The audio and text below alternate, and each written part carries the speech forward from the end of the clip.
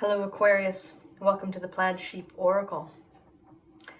As you see, I'm trying out for a few videos this different view, deciding how I feel about it.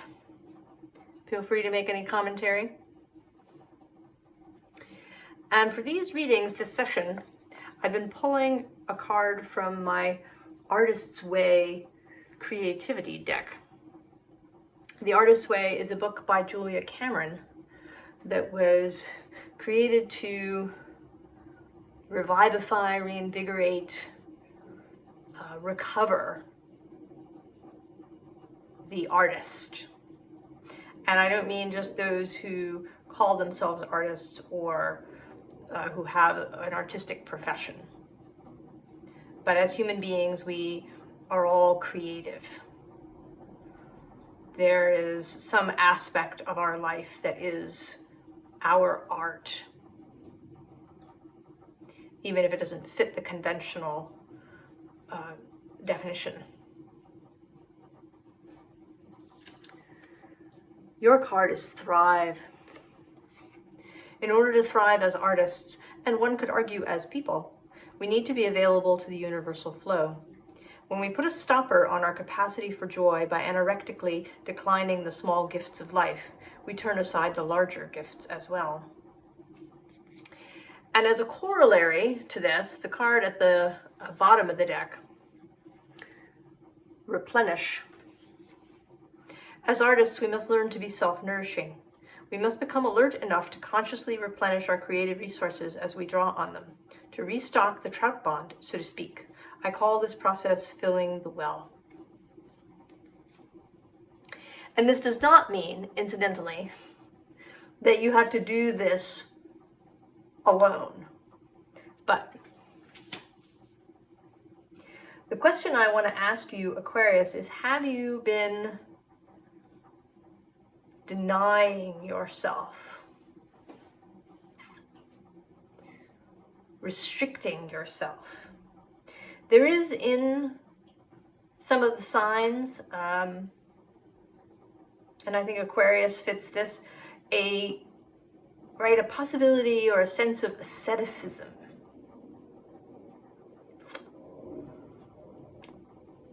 And then perhaps asceticism gone too far.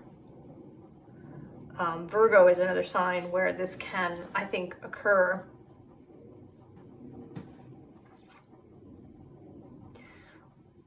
Where there is a kind of, there's a self-denial, a denial of desires, of appetites, of needs, and not just of the body, but of the emotional body as well. So there is this Eight of Wands here, which is a bright, energized energy.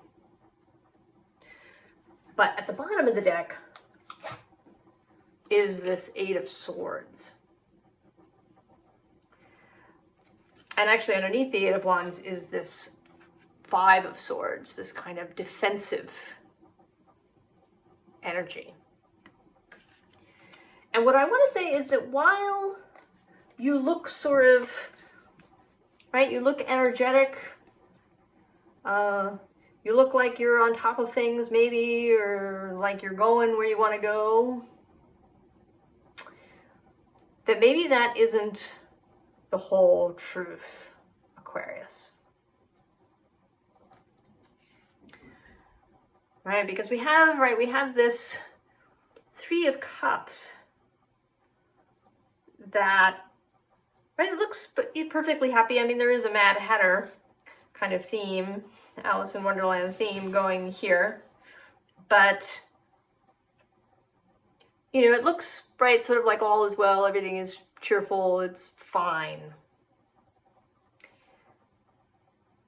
But I want to say that just off stage left is this Tower.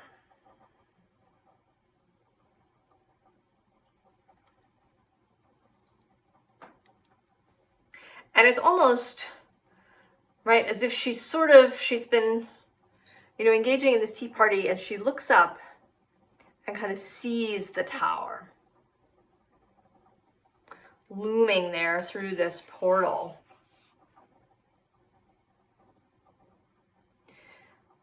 And the tower here in this version,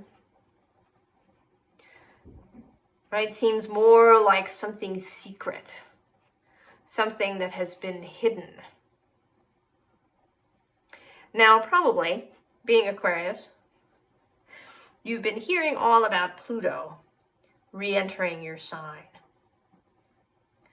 And that in November of this year, he will re-enter again after a brief 3-month retrograde into Capricorn.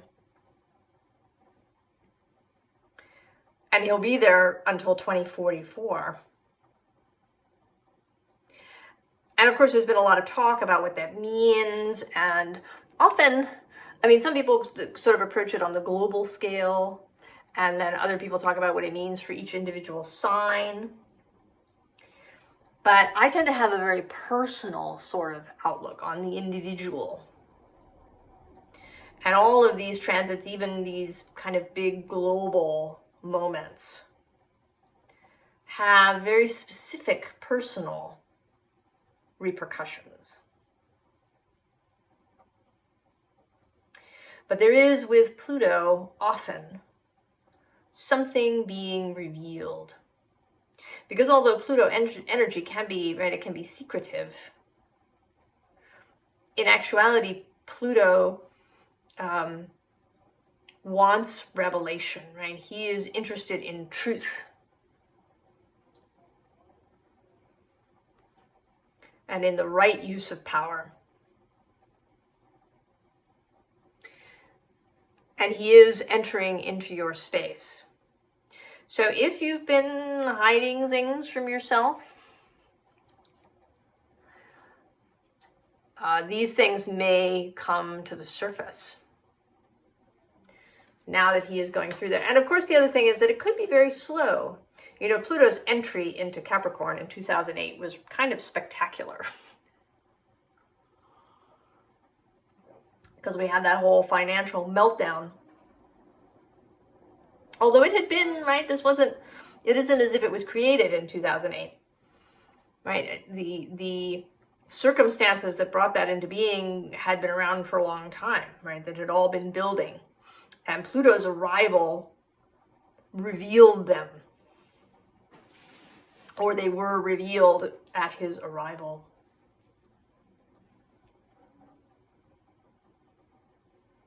So that may be some of the first things. And so then we have this devil. So is there something that you maybe have considered self-indulgent? Or, that it takes away from the work that you're going to be doing? Or, maybe it's out of the norm for whatever your norm is? Or it seems dangerous?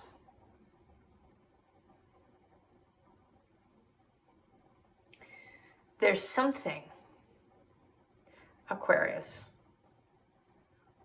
that wants to get your attention.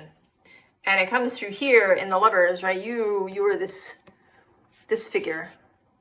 And here is this thing, right? It is wanting you to look at it, right? Bringing your chin up so that you can look at it directly.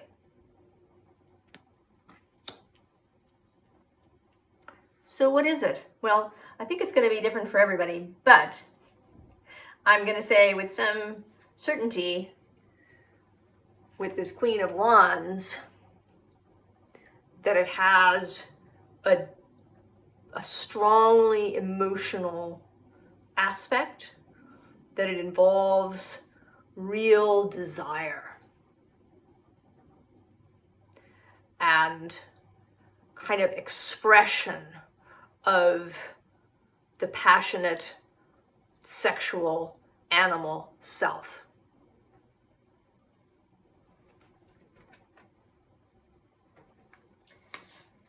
The bottom of this deck is the Knight of Cups. So this may, and as we continue, this may have something to do with a personal relationship.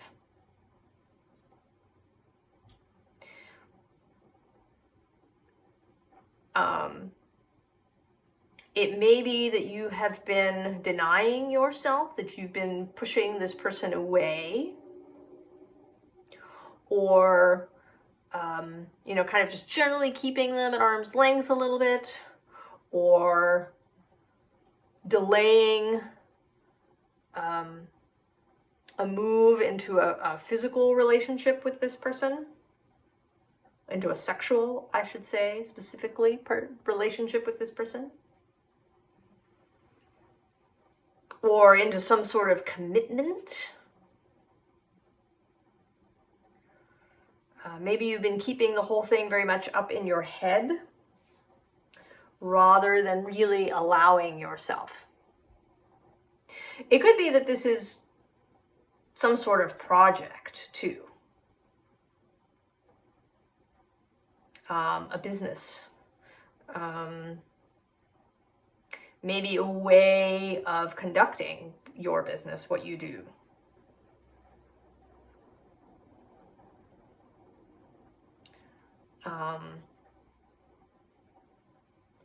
And I don't know, actually, interestingly, the thing that's sort of coming to mind is, maybe because of a conversation I had earlier today, is about being a doctor, right? And are you know, have you been kind of keeping your patients at arm's length in the sense that you use a lot of technology, right? One envisions a doctor who has, you know, a scanning machine, and he gets, you know, blood work and all of these things from his patients, you know, maybe CT scans and MRIs and whatever else, as opposed to a doctor who really examines the patient, right? Really looks at them, you know, feels their skin, touches their hair,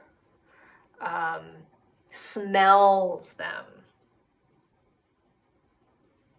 right? Like this human animal examination of another person. And not, I want to say, in the doctor example, in a sexual way at all, but in a very animal way, right? That you feel, right? This doctor feels their patient's animal body. You know, is the person shrinking or expanding? You know, do they seem cold or hot in their person? All of these really physical things. So it may be this thing too, that you're being called to do something differently, either than you were trained to do, or than seems prudent to do. Under the Queen of Wands is this Seven of Pentacles,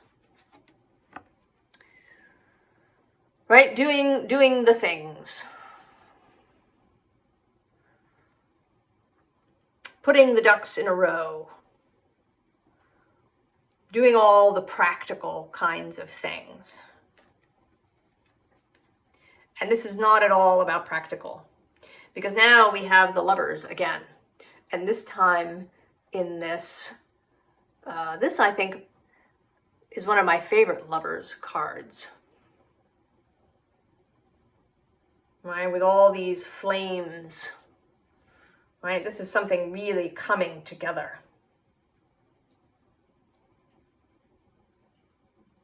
This is a passionate union. A choice made from the flames. And then the Ten of Cups. This emotional fulfillment. This, and in this particular Ten of Cups case, it's a very peaceful, very fulfilled, right? The promise of fulfillment.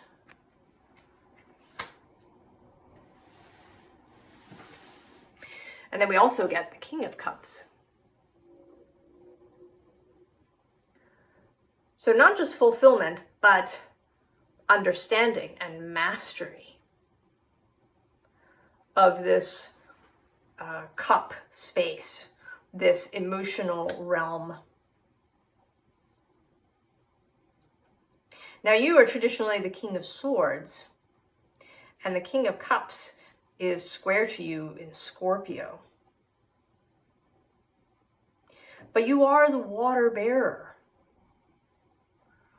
So there is this acknowledgement of that, right, of the water, of the emotional self.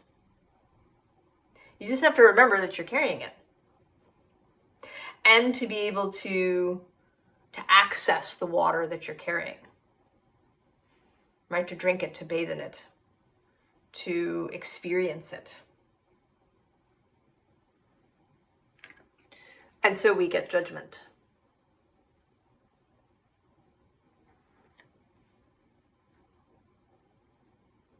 And here, right, it's like she's brought that sword down. It's almost like she's cut a ribbon between herself and something, or right, she's removed some kind of barrier that was in front of her with her sword.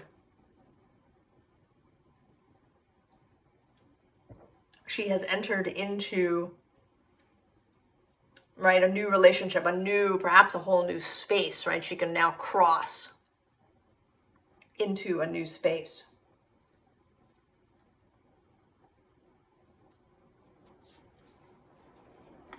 So we get the Knight of Emotions, the Knight of Cups repeating.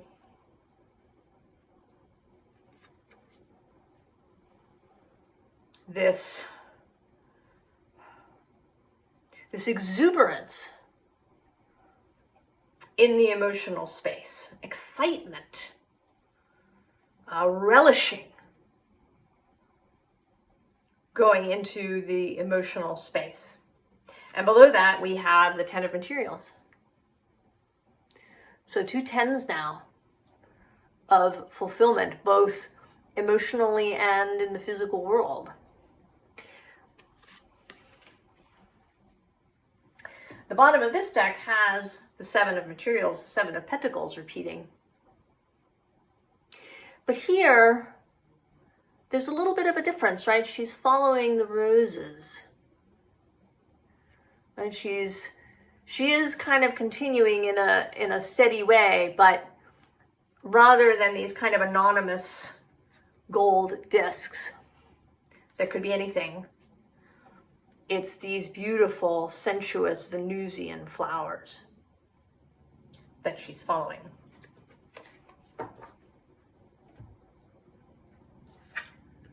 And then the Tower repeats. And this time as revelation. Right? This electric storm arriving. New insight, new information. Right? Suddenly seeing something. Also, right, a barrier being broken. And today I'm really noticing these, right, these lines that come out from her, that this will be seen. You're going to radiate this new energy, whatever it is that you've discovered and found and realized. And I think what you're realizing, right here with this 6 of Materials, right, this is very much a kind of co-creative card. These 2 people creating this rose between them. Now, this may be a significant other, a romantic relationship, but it could also be a creative relationship. Somebody that you work with. Or even a sibling. Or perhaps even a child with whom, right, you can make this rose. Because the rose might be anything. Might be a family, might be a friendship, might be a project, might be a piece of art.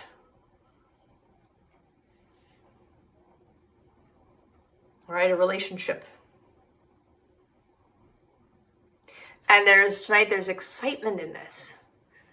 There's all this energy being released. And then what do we get? The Ten of Cups, emotions again. Although here with there are others. Right? Everybody's participating in the creation of this beautiful thing. There's a whole, right, bunch of people down here. And you are, Aquarius, right, the sign of community, right, of kind of organized groups coming together. Right? The ability of people to be individual, but all work together towards a common goal. And I think in order for that to happen, we all have to be honest about what it is that we want and about what it is that we need. So if you have been denying something because you think there's something wrong with it in some way, then you can't enter into this co-creative space because you're not being honest. And this sort of thing requires honesty and vulnerability.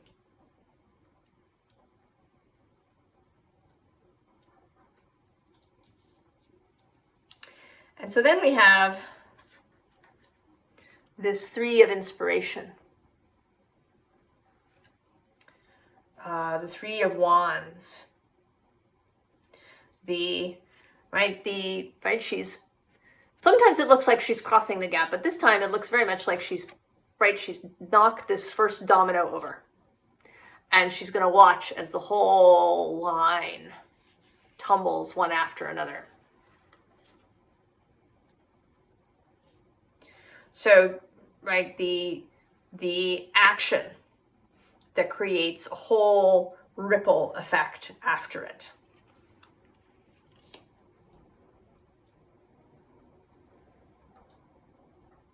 Now, interestingly, usually I do the readings in the morning, right, between 9 and 11 usually, and I drink coffee. But today, I'm doing a reading in the afternoon, after lunch. And I happen to be having a glass of wine as I do your reading.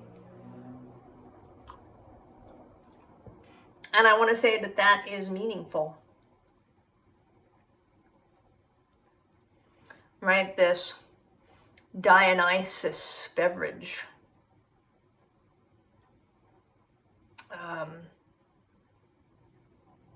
There was a reading for Virgo in the last group about Virgo joining the Bacchanalia. And I think that you have a lot in common with Virgo, and so it may be, right, that your readings sometimes have similar themes or bits where you touch each other.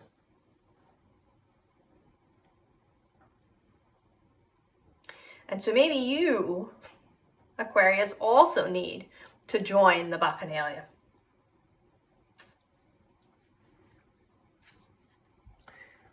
So this is an interesting card from the Liffruma Healing Oracle. Giatan, cutting resolve. Out of time, the elves shine down a divine opportunity to clear a mountainous blockage before you. Guard your energy as you approach the poisoned path. Emotional challenges ring-fence your soul. Trust you know the hidden truths you fear to voice. Step into the venomous valley where you will shed not tears but blood songs, sung by those who walked before you. Gut their morbid melodies and march mellifluously up the mountain. Spill out and conquer yourself. And right below this, we have the static needs, the needs card. And the bottom of the deck has this heartache throb card. You know, and these are all energies that tend to get hidden away, right? We kind of, you know, maybe they come out in movies or television, but we don't think about them as belonging to real life, right? The energy of blood and heat and deep emotion.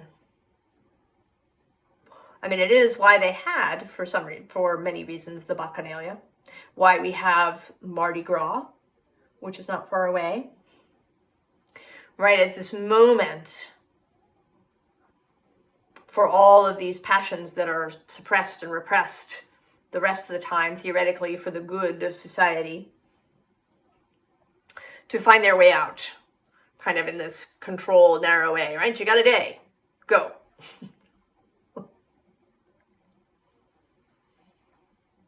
But Virgo's invitation, and I think yours, is to allow these things a greater flow, right? To be alert enough to consciously replenish your creative resources and your life resources. All right, we then have this your world serpent destiny energy.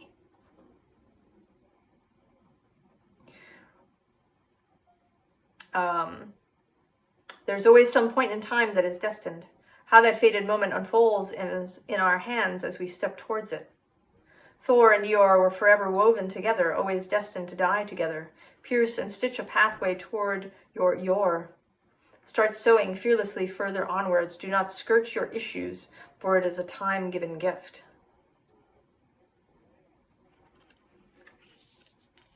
So what have you been avoiding, perhaps, because it seemed dangerous? And then we have Tyr. And he was a god of integrity, absolute integrity. And he's often seen as the path forward and upward. So denying these things will also, is going to mess with your integrity. And then we have Perth, the pear tree, the cosmic surge. My pear is so ripe you ought to reach for it, but you cannot find me. You sense me and my scent. This rune is also often seen as the dice cup. Fate, chance, the wheel turning. But it cannot turn, right, if you're holding it in place. If you're blocking it by resisting, resisting this thing, this call to passion. I wish I had a better word. I feel like it's inadequate or, in some way doesn't really get across what I wanted. I don't know, it's too small. A word we've used too much, maybe. But I think you know what I mean.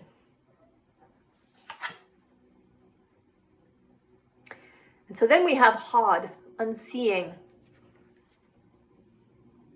So this is the hood. And that can kind of go two ways. On the one hand, you can be, right, you can be hooded so you're blind and can't see things and get lost. But you can also be hooded in a good way, right? If you have lots of fears around this, there may be some way for you to blindfold yourself, or, right, to get some, right, blinders like horses wear, to, right, to help you focus, to help you tune out whatever it is that's scaring you, right? Is it other people's opinions, perhaps? What other people say is possible or right or doable?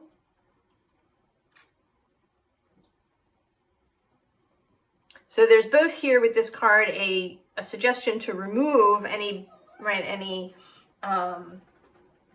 blinding that you've done to yourself, so you're, kind of not paying attention, right? So you can stay in this Three of Cups space. Like, everything's fine. But also the ability to blind yourself to those things that are interfering with you.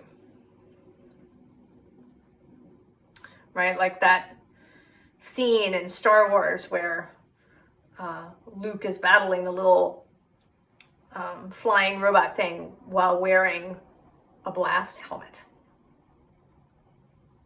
Right? Blinding, but right, taking his eyes out of the picture so that the rest of his senses, so that he can really use the Force without his eye input getting in the way.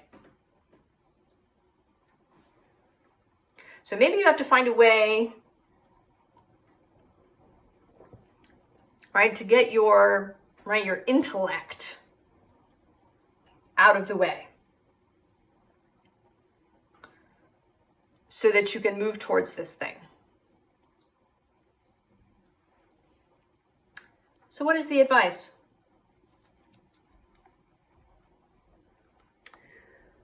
Well, we have this Five of Pentacles.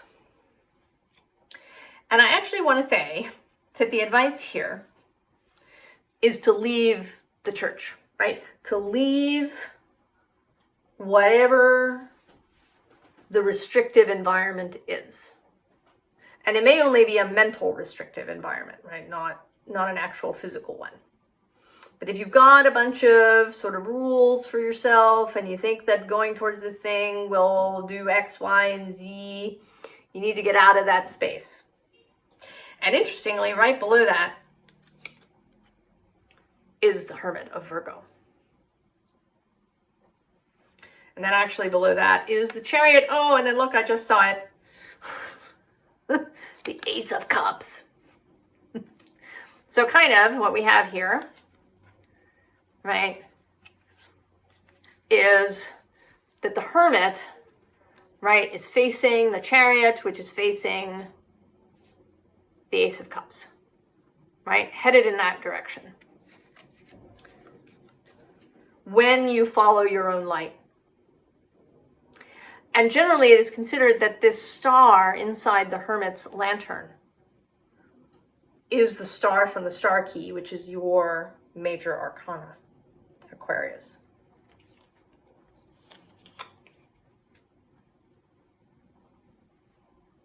Now, the bottom of the deck is this King of Pentacles. And it may be that comfort is an issue. It may be that you're afraid if you do this thing that your income will tank. Or that, right, that your comfort will just be disrupted. Because if you are, right, if you are part of something as well, if leaving this, right, leaving this structure means leaving a group of people, it can be challenging. Right, and then we have the Devil again. And in this case, followed by the Eight of Cups. So just go. Just go, Aquarius. And look, the devil is waving goodbye. He's totally ready for you to go. He thinks that you've done all you can in his space. There's nothing left there for you to learn. Time to go. And go where? Go into the Magician. Right? The Magician, while he is kind of a heady personality, right? There is, a lot of intellectual stuff here. He's standing in this garden, right? He's like knee deep in roses.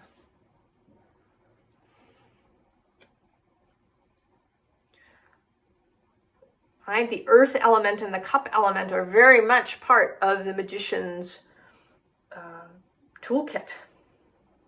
He knows that all of that is necessary for successful creation. And then we have the Sun. Clarity, joy, childlike enthusiasm. And in every one of these readings so far, I only have 3 to go, a Leo card has come out. Either Strength, or the Sun, or a card with lions on it in one case.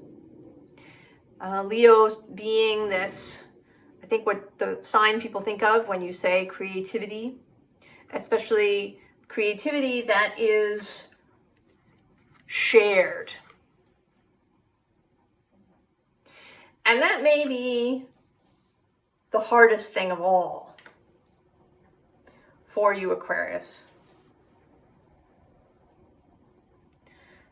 To allow whatever this is to be a little bit seen,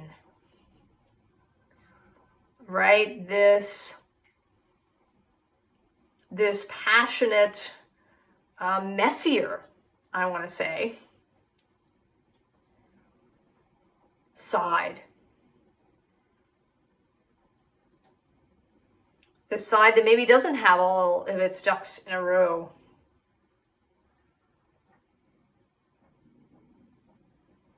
The side that doesn't have all the answers or things lined up.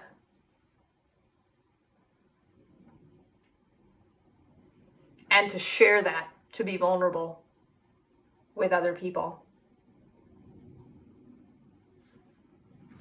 So I'm going to finish with a Rilke poem from my year with Rilke that came up. And it's kind of the feeling of this poem. It's from the first Duino elegy. If I cried out, who in the hierarchies of angels would hear me? And if one of them should suddenly take me to his heart, I would perish in the power of his being. For beauty is but the beginning of terror. We can barely endure it and are awed when it declines to destroy us.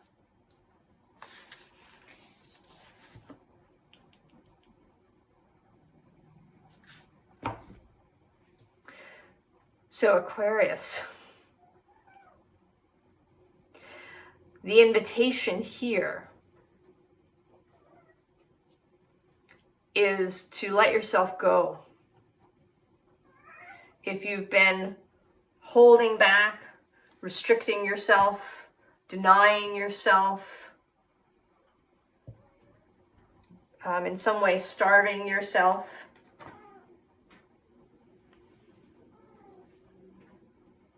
this is the invitation to let all of that go.